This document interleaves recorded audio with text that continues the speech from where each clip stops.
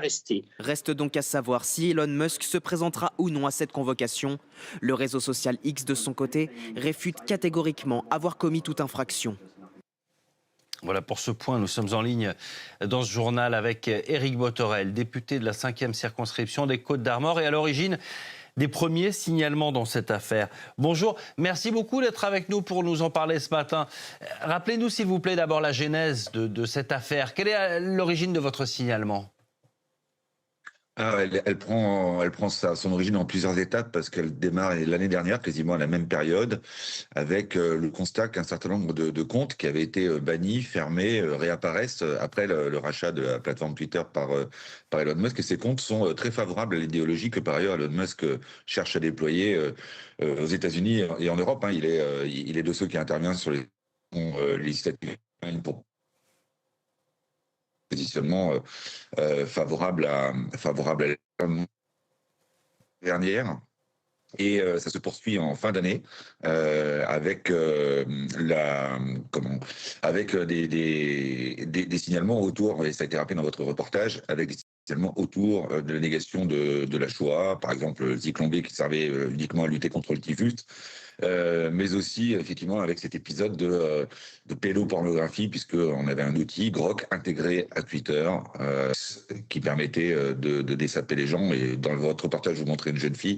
On a vu aussi de notre côté des bébés. J'ai matérialisé toutes ces preuves numériques rapportées au procureur, et depuis, ces dossiers font un seul et même dossier. Avec cette question, est-ce que c'est un manque de modération ou est-ce qu'il y a une volonté d'avoir un certain algorithme, je pense notamment sur les questions politiques ? Je pense d'abord que ce sera à la justice de caractériser s'il y a un caractère, pour le coup, intentionnel.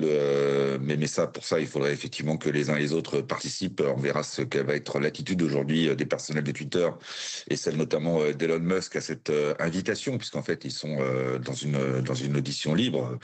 Comme l'a rappelé le procureur, enfin, comme l'a rappelé le parquet samedi, il y a tout un arsenal qui permettra d'être plus contraignant ensuite. Mais le but du jeu, c'est bien évidemment de confronter les déclarations qui se font sur X du dossier tel qu'il est aujourd'hui constitué par le parquet. C'est pas Elon Musk qui rend la justice en France. Je pense qu'il y a un défaut de modération criant chez Twitter, pas uniquement chez Twitter, enfin X, anciennement Twitter, mais il y a une volonté délibérée, ça c'est très clair de la part d'Elon Musk, de nous imposer un modèle à l'américaine où le free speech finalement rebattrait toutes les cartes de ce que nous avons mis en termes d'encadrement, nous, de la liberté d'expression, parce que je rappelle qu'en France, la liberté d'expression est encadrée. Il y a des choses que l'on ne peut pas dire dans l'espace public, et on entend ici, avec les éléments de droit que nous produisons, que c'est ce qui est interdit dans l'espace public soit aussi interdit sur les réseaux sociaux.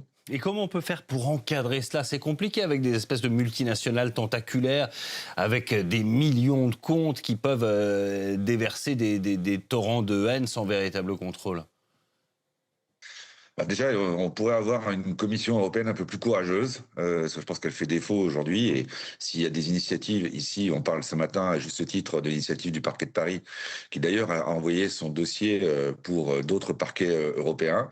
C'est aussi parce que la Commission européenne n'a pas saisi les textes qui sont aujourd'hui à sa disposition, avec des régimes de sanctions pour contraindre la plateforme à épouser les modèles qui sont les nôtres. Et on voit des jurisprudences naître ici ou là, aux Pays-Bas, récemment avec Meta, en Allemagne, plus récemment avec X.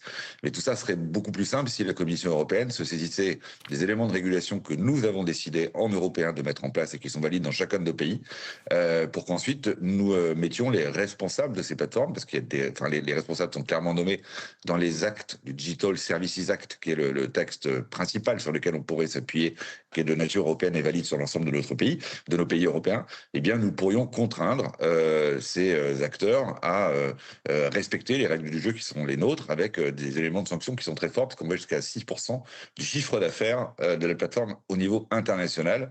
Autant dire que c'est un peu plus conséquent que les quelques dizaines de millions qui parfois ne leur font strictement rien. Et il y a des initiatives qui ont plutôt bien marché vis-à-vis de Pavel Durov, par exemple, le patron de Telegram, qui lui a quand même été arrêté. En France, c'est allé très loin. On peut imaginer que si un jour Elon Musk pose le pied sur le sol français, il puisse finir au moins interrogé. Oui, ça fait partie des éléments de force de notre pays. On s'est doté d'un parquet dédié aux éléments numériques et piloté par Joëlle Labrousse, la procureure, courageuse, qui prend des initiatives en la matière. Elle l'a pris avec Pavel Durov. Et je dois vous dire, on a aussi déjà des victoires avec X, parce que au demeurant, depuis quelques mois, on voit des choses s'infléchir un peu, notamment un peu de transparence sur les algorithmes, etc. Moi, je suis persuadé que tout ça n'arriverait pas si on n'avait pas bougé en français, en européen, par ailleurs. Mais il faut aller jusqu'au bout désormais, parce qu'encore une fois, on ne peut pas tolérer que cette plateforme ou d'autres servent soit les intérêts d'une idéologie qui viendrait perturber les processus démocratiques de nos pays, soit par ailleurs diffusent des éléments, que ce soit sur l'antisémitisme, le racisme en général, etc., etc. Et puis la pédopornographie, bien évidemment. Donc oui, il faut que ce parquet continue d'agir, et c'est tant mieux, parce que ça prend le relais, évidemment, de cette commission, encore une fois, peu courageuse.